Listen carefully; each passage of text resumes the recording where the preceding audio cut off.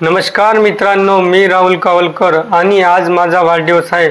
त्यानिमित्त मी तुमच्यासोबत 2 शब्द बोलणार आहे।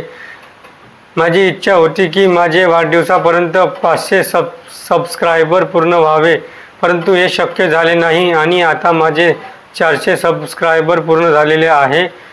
परंतु मी हार मानणार नाही। अजून तुमच्यापर्यंत सरकारी माहिती, नवीन अपडेट, नवीन GR सर्वात आधी सोप्या भाषेमध्ये पोहोचवण्याचा प्रयत्न करणार। आणि कारण मला माहीत आहे माझे सुरुवातीचे दिवस खूप कठीण गेले। माहिती नसल्यामुळे माझे शिक्षण अर्धवट राहिले।